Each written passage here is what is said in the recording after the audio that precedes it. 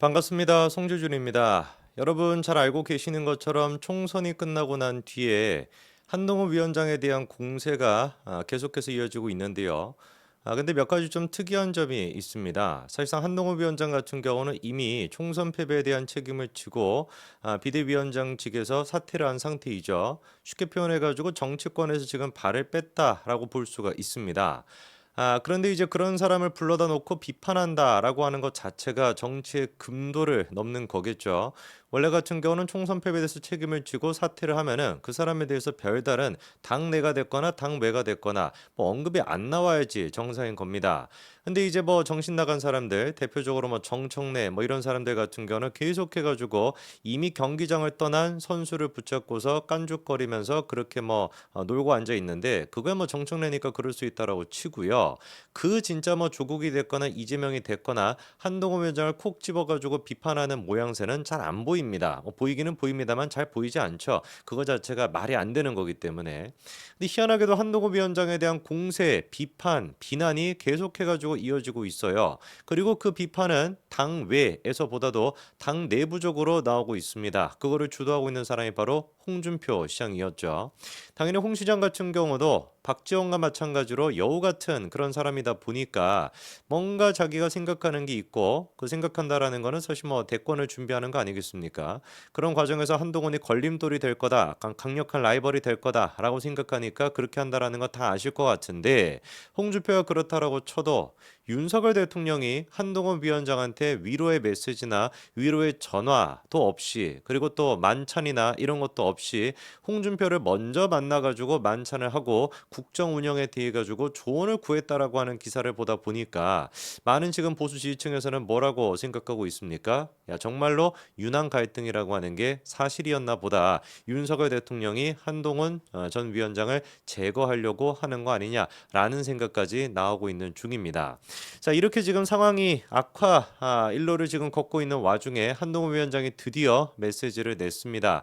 총선이 끝나고 난 다음에 지금 이제 뭐 열흘 정도 시간이 지나고 처음으로 한동훈 위원장이 메시지를 낸 거죠. 지난번에 메시지를 냈던 것 같은 경우는 이제 직원들이나 당협 원들을 상대로 해가지고 냈던 거다 보니까 이번 같은 경우는 국민 여러분들한테 내는 최초의 총선 패배 이후의 메시지가 되겠습니다. 메시지를 제가 좀 읽어드릴 건데요. 눈에 띄는 부분들이 몇 가지가 있어가지고 그 부분은 조금 더 제가 집중적으로 말씀을 드리고자 합니다. 이렇게 시작합니다. 저의 패배이지 여러분의 패배가 아닙니다. 여러분은 정말로 대단하셨습니다. 뜨거웠던 4월 5,960km 방방곡곡 유세장에서 뵌 여러분들의 절실한 표정들을 잊지 못할 것입니다. 우리가 함께 나눈 그 절실함으로도 이기지 못한 것 여러분께 제가 빚을 졌어요. 미안합니다. 이렇게 시작합니다. 뭐 이까지 같은 경우는 뭐 한동훈 위원장의 그냥 뭐 평상시의 모습이죠, 그렇죠? 당연히 총선 패배에 대해 가지고 국민 여러분들한테 죄송하다. 근데 뭐 이런 표현들은 좀 마음속에 남네요. 뜨거웠던 4월 5,960km 방방곡곡 유세장을 뛰었다라고 하는 거. 그리고 또 그 현장에서 보여줬던 국민들의 열화 같은 어떤 성화들. 여러분 다 기억을 하시겠습니다만 한동훈 위원장이 정말 열심히 이번에 유세를 했고요. 그리고 유세 현장을 갈 때마다 이제 그 시민들의 반응이 어땠습니까? 보수 정권에서는 보지 못했던 그러니까 이게 뭐 대권 시즌에서야 볼 수 있을 법한 그런 식의 모습을 한동훈 위원장이 보여줬었죠. 수많은 인파가 몰려들었었고 그러다 보니까 뭐 이준석이나 그 똘마니들 같은 경우는 저거 무슨 뭐 그 뭐 동원해가지고 한 사람들인 거 아니냐 뭐 이런 식으로 비아냥거리기도 했고 이번에 국회에서 그 한동훈 위원장을 그 지금 바라고 있는 많은 국민들이 또 화환을 보내지 않았습니까? 그것조차도 이준석이야 당선이 되고 난 뒤에도 뭐라고 합니까? 저것도 뭔가 누군가 기획한 것 같다. 일반 어떤 지지층에서 저런 식으로 주도 면밀하게 한꺼번에 보낸다라는 건 거의 뭐 힘들다. 뭐 이렇게 또 말도 안 되는 헛소리를 했었거든요. 그렇게 생각할 수밖에 없죠. 이준석이가 그런 거를 받아볼 수가 있겠습니까? 보수 정부에 있는 사람들 중에 누가 그런 거를 받아볼 수가 있겠습니까? 한동훈 위원장만이 그런 식의 반응과 그런 식의 어떤 화환을 받을 수 있다 보니까 이게 해석이 안 돼 가지고 그런 어떤 미신 같은 얘기를 하고 있는 것이죠. 그리고 또 한동훈 위원장이 이렇게도 얘기합니다. 이게 이제 좀 중요한 부분일 것 같은데요. 저는 무슨 일이 있어도 여러분을, 국민을 배신하지 않을 겁니다. 정치인이 배신하지 않아야 할 대상은 여러분, 국민뿐입니다. 잘못을 바로잡으려고 하는 노력은 배신이 아니라 용기입니다. 이렇게 나옵니다. 요게 지금 저희가 굉장히 좀 주목을 해봐야 되는 표현일 것 같아요. 한동훈 위원장은 일단 국민을 배신하지 않을 것이다. 정치인이 배신하지 않을 대상은 여러분 국민뿐입니다. 라고 하면서 배신이라고 하는 단어를 사용하고 있습니다. 요 지금 단어를 놓고서 여러 가지 해석이 나오고 있는데 1차적으로 볼 수 있는 거는 뭐겠어요? 국민에 대해서 배신하지 않겠다. 이 얘기는 국민들이 자기에 대해서 갖고 있던 기대, 그 기대에 부응하겠다라고 하는 의지의 표현일 수가 있겠죠. 그렇죠? 그리고 또 이 얘기는 바꿔 얘기해가지고 한동훈 위원장이 국민들한테 했던 약속, 내가 정치권을 떠나지 않겠다. 무슨 뭐 총선 끝나고 난 다음에 유학 가는 거 아니냐. 뭐 별의별 소리가 많았지만 국민들에 대한 약속을 끝까지 지킬 거다. 그거는 이제 총선 끝난 직후에 사퇴하면서 했던 메시지기도 하다 보니까 그런 연장선에서 내가 정치권을 떠나지 않을 것이다. 국민들을 배신하지 않을 것이다. 이렇게도 우리가 볼 수가 있을 겁니다. 그런데 이제 세 번째가 중요한 포인트가 되는 것인데요. 앞에 지금 뭐 배신에 대한 두 가지 해석 같은 경우야 뭐 대부분의 분들이 공감할 수 있을 것 같은데 세 번째 이제 해석이 나온 게 뭐냐? 이 배신이라고 하는 단어가 특정 인물을 지금 지칭하면서 쓰고 있는 표현인 거 아니냐 이런 지금 해석이 나오고 있어요. 왜냐면은 국민 여러분들을 배신하지 않을 것입니다. 정치인이 배신하지 않을 대상은 여러분 국민뿐입니다. 라고 얘기하고 난 뒤에 어떤 얘기를 추가적으로 덧붙이고 있냐. 잘못을 바로잡으려고 하는 노력은 배신이 아니라 용기입니다. 사심 없고 신중하기만 한다면요. 이런 얘기가 지금 붙어 있습니다. 여기서 그러면 얘기하는 잘못을 바로잡으려고 하는 노력, 이 뭘 뜻하는 거겠습니까? 그리고 또 이거는 배신이 아니라 용기다라고 하는 걸 뭐 뜻하는 거겠습니까? 아무래도 이제 총선 그 시즌 동안에, 총선 기간 동안에 한동훈 위원장이 생각했던 잘못을 바로잡으려고 하는 노력들이 있었어요. 그거는 이제 우리가 생각해 봤을 때 용산 대통령실과의 갈등을 의미하는 것 같습니다. 총선 기간 동안에 자기가 생각했던 문제가 될 법한 것들, 그런 것들을 언급했었는데 여러 가지 반발이 있었고 심지어 이제 공개적으로 어떤 얘기까지도 나왔습니까? 사퇴 요구까지도 받았다라는 얘기가 나왔잖아요. 그런 것들을 지금 이제 언급하는 게 아닐까라고 하는 해석이 가능하다라는 것이죠. 그런데 그거는 내가 무슨 뭐 윤석열 대통령이나 대통령실을 배신하고 자시고 이런 식의 문제가 아니라 용기였다라고까지도 지금 덧붙이고 있다라는 겁니다. 자, 그러면 왜 하필이면은 많고 많은 단어 중에서 배신이라고 표현을 했을까? 이것도 이제 홍준표와 연관이 되어 있는 거 아니냐라고 하는 해석이 가능할 것 같아요. 홍 시장이 이제 최근에 또 했던 얘기가 뭐였습니까? 한동훈 위원장이 윤석열 대통령을 배신했다. 이렇게까지 표현하지 않았습니까?